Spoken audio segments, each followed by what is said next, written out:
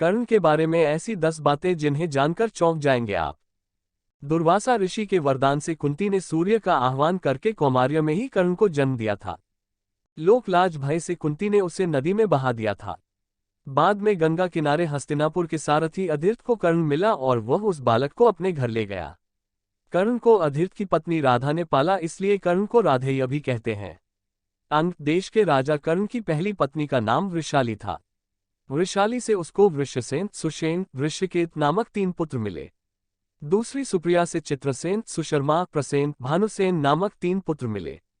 माना जाता है कि सुप्रिया को ही पद्मावती और पुन्नुरूवी भी कहा जाता था। पहला रहस्य, हालांकि यह कथा मान्यता पर आधारित है। कहते हैं कि द्रौपदी को महारथी कर्ण से प्रेम था और कर्ण को भी द्रौपदी पसंद थी। स्वयंवर में कर्ण भी गए थे। राजा द्रुपद का भीष्म से विरोध था और कर्ण भीष्म के पक्ष में थे। राजा द्रुपद ने द्रौपदी को पहले ही बता दिया था कि कर्ण एक सूत पुत्र है और यदि तुमने उन्हें पसंद किया तो जीवन भर तुम्हें एक दास की पत्नी के रूप में पहचाना जाएगा।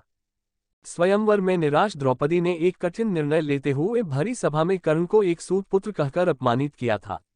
फिर भी चीरहरण के दौरान द्रौपदी को कर्ण से उम्मीद थी, लेकिन कर्ण ने अपने अपमान को याद कर वहां द्रौपदी की कोई सहायता नहीं की। बाद में जब भीष्म पितामह मृत्युशैया पर लेटे थे तब कर्ण ने उनसे कहा कि वे द्रौपदी को चाहते थे। ये बात द्रौपदी ने भी सुनी और पहली बार द्रौपदी को भी पता चला कि कर्ण भी मुझे प्रेम करते हैं। दूसरा रहस्य, दुर्योधन की पत्नी का नाम भानुमति था। कहते हैं कि भानुमति का कर्ण के साथ अच्छा संबंध हो चला था। दोनों एक दूसरे के साथ मित्र की तरह रहते थे। कर्ण और दुर्योधन की पत्नी भानुमति एक बार शतरंज खेल रहे थे। इस खेल में कर्ण जीत रहा था। तभी भानुमति ने दुर्योधन को आते देखा और खड़े होने की कोशिश की। दुर्योधन के आने के बारे में कर्ण को पता नहीं था, इसलिए जैसे ही भानुमति ने उठने की कोशिश की कर्ण ने पकड़कर बिठाना चाहा। भानुमति के बदले उसके मोतियों की माला कर्ण के हाथ में आकर टूट गई। दुर्योधन तब तक कमरे में आ चुका था। दुर्योधन को देखकर भानुमति और कर्ण दोनों डर गए कि दुर्योधन को कहीं कुछ गलत शक न हो जाए। परंतु दुर्योधन को कर्ण पर बहुत विश्वास था। उसने सिर्फ इतना कहा कि मोतियों को उठा ले और वह जिस उद्देश्य से आया था उस संबंध में कर्ण से चर्चा करने लगा। इस विश्वास के चलते ही कर्ण गलत समझ लिए जाने से बच गए। तीसरा रहस्य, एक बार कुंती कर्ण के पास गई और उससे पांडवों की ओर से लड़ने का आग्रह करने लगी। कर्ण को मालूम था कि कुंती मेरी मां है। कुंती के लाख समझाने पर भी कर्ण नहीं माने और कहा कि जिनके साथ मैंने अब तक का अपना सारा जीवन बिताया उसके साथ मैं विश्वासघात नहीं कर सकता। तब कुंती ने कहा कि क्या तुम अपने भाइयों को मारोगे?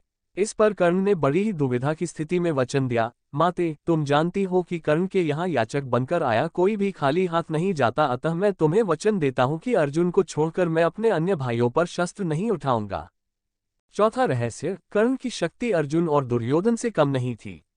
उसके पास इंद्र द्वारा दिया गया अमोघास्त्र था जिसे इंद्र ने कवच और कुंडल के बदले में दिया था। अमोघास्त्र देवे वक्त इंद्र ने कहा था कि तुम इसका प्रयोग एक ही बार कर सकते हो।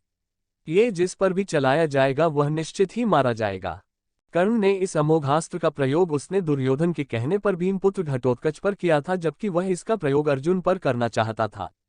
यह ऐसा अस्त्र था जिसका वार कभी खाली नहीं जा सकता था, लेकिन वरदान अनुसार इसका प्रयोग एक बार ही किया जा सकता था। पांचवा रहस्य, कहते हैं कि भगवान श्री कृष्ण, कर्ण और द्रौपदी के शरीर में समानता थी।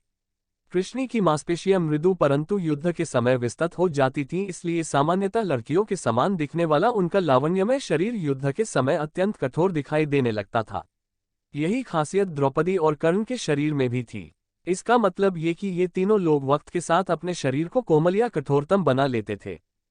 छठा रहस्य, किंवदंती है कि एक बार कर्ण ने अपना यौवन ही दान दे दिया था। कथा अनुसार एक बार की बात है, दुर्योधन के महल पर भगवान नारायण स्वयं विप्र के वेश में पधारे और दुर्योधन के भिक्षा मांगने लगे। दुर्योधन के द्वार पर आकर एक विप्र ने अलख जगाई, नारायण हरि भिक्षा देहि।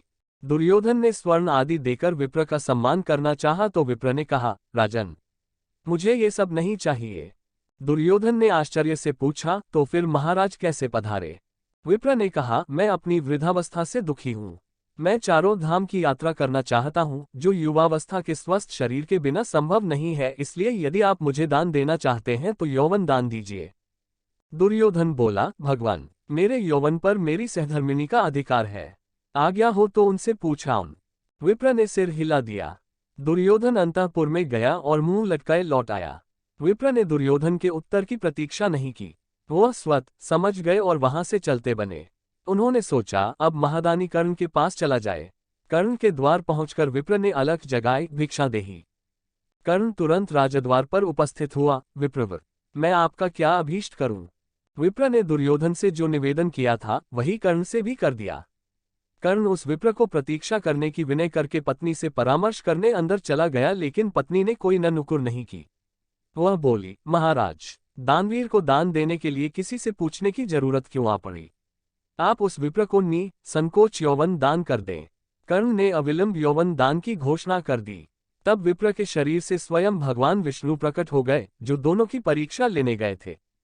7वां रहस्य, कर्ण दान करने के लिए काफी प्रसिद्ध था। कहते हैं कि कर्ण जब युद्ध क्षेत्र में आखिरी सांस ले रहा था तो भगवान कृष्ण ने उसकी दानशीलता की परीक्षा लेनी चाहिए। वे गरीब ब्राह्मण बनकर कर्ण के पास गए और कहा कि तुम्हारे बारे में काफी सुना है और तुमसे मुझे अभी कुछ उपहार चाहिए। कर्ण ने उत्तर में कहा कि आप जो भी चाहे मांग लें। ब्राह्मण ने सोना मांगा। कर्ण ने कहा कि सोना तो उसके दांत में है और आप इसे ले सकते हैं। ब्राह्मण ने जवाब दिया कि मैं इतना कायर नहीं हूं कि तुम्हारे दांत तोड़ूं। कर्ण ने तब एक पत्थर उठाया और अपने दांत तोड़ लिए। ब्राह्मण ने इसे भी लेने से इनकार करते हुए कहा कि खून से सना हुआ ये सोना वह नहीं ले सकता। कर्ण ने इसके बाद एक बाण उठाया और आसमान की तरफ चलाया। इसके बाद बारिश होने लगी और दांत धुल गया। 8वां रहस्य, उस काल में द्रोणाचार्य, परशुराम और वेदव्यास को ही ब्रह्मास्त्र चलाना और किसी के द्वारा ब्रह्मास्त्र का प्रयोग किए जाने पर उसे असफल कर देना याद था। जब द्रोणाचार्य ने कर्ण को ब्रह्मास्त्र विद्या सिखाने से इनकार कर दिया, तब वे परशुराम के पास पहुंच गए। परशुराम ने प्रण लिया था कि वे इस विद्या को किसी ब्राह्मण को ही सिखाएंगे, क्योंकि इस विद्या के दुरुपयोग का खतरा बढ़ गया था। कर्ण ये सीखना चाहता था तो उसने परशुराम के पास पहुंचकर खुद को ब्राह्मण का पुत्र बताया और उनसे यह विद्या सीख ली। फिर एक दिन जंगल में परशुराम जी कर्ण की गोद में सिर रखकर गहरी नींद में सो रहे थे। तभी कहीं से एक कीड़ा आया और वह कर्ण की जांघ पर डंक मारने लगा। कर्ण की जांघ पर घाव हो गया, लेकिन परशुराम की नींद खुल जाने के भय से वह चुपचाप बैठा रहा। घाव से खून बहने लगा। बहते खून ने जब परशुराम को छुआ तो उनकी नींद खुल गई। उन्होंने कर्ण से पूछा कि तुमने उस कीड़े को हटाया क्यों नहीं? कर्ण ने कहा कि आपकी नींद टूटने का डर था इसलिए। परशुराम ने कहा कि किसी ब्राह्मण में इतनी सहनशीलता नहीं हो सकती है।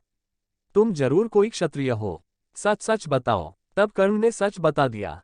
क्रोधित परशुराम ने कर्ण को उसी समय शाप दिया कि तुमने मुझसे जो भी विद्या सीखी है वह झूठ बोलकर सीखी है, इसलिए जब भी तुम्हें इस विद्या की सबसे ज्यादा आवश्यकता होगी तभी तुम इसे भूल जाओगे।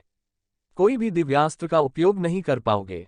हुआ भी यही कि परशुराम को जब ब्रह्मास्त्र की जरूरत महसूस हुई तब वे यह विद्या भूल गए। 9वां रहस्य, परशुराम जी के आश्रम से शिक्षा ग्रहण करने के बाद कर्ण वन में भटक रहे थे। इस दौरान वे शब्दभेदी विद्या सीख रहे थे। एक दिन जब वे इस विद्या का अभ्यास कर रहे थे तब उन्होंने एक गाय के बछड़े को अन्य वन्य पशु समझकर शब्दभेदी बाण चला दिया और उस बाण से बछड़ा मारा गया।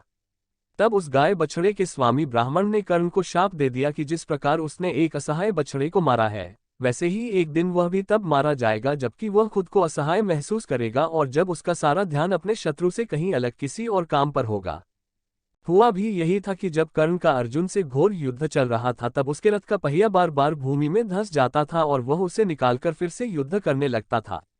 ऐसे समय में जब फिर से उसके रथ का पहिया भूमि में धंस गया तब वह फिर से उसे निकालने लगा और उसे उस समय घबराहट भी हो रही थी। वह उसका सारा ध्यान युद्ध के अलावा पहिए पर चला गया था। वह खुद को असहाय महसूस कर रहा था। ऐसे मौके का लाभ उठाकर अर्जुन ने कर्ण को मार दिया। 10वां रहस्य, युद्ध में एक ओर कृष्ण थे तो दूसरी ओर कर्ण। कर्ण दुर्योधन के तो कृष्ण अर्जुन के दोस्त थे।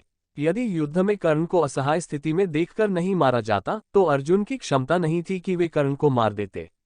कृष्ण की नीति के तहत ही कर्ण का विवाह द्रौपदी से होने से रोक दिया। कृष्ण ने ही अपनी नीति से उनके कवच कुंडल हथियाए और इंद्र द्वारा दिया गया एकमात्र अचूक अमोघ अस्त्र जो वह अर्जुन पर चलाना चाहता था, वह घटोत्कच पर चलवाया गया। इस तरह हम देखते हैं कि युद्ध के पहले से ही कर्ण और कृष्ण के बीच छद्मयुद्ध चलता रहा था। वो कृष्ण ही थे जिन्होंने ऐन वक्त पर नीति के तहत ही कर्ण को ये बताया था कि कुंती तुम्हारी माँ है। लेकिन युधिष्ठिर और अर्जुन को इस बात का ज्ञात नहीं था कि कर्ण हमारा बड़ा भाई है। यदि युधिष्ठिर को ये पता चलता कि कर्ण मेरा बड़ा भाई है तो वह राजपाट की लड़ाई नहीं लड़ते बल्कि कर्ण को ही राजा बनाने की लड़ाई लड़ते।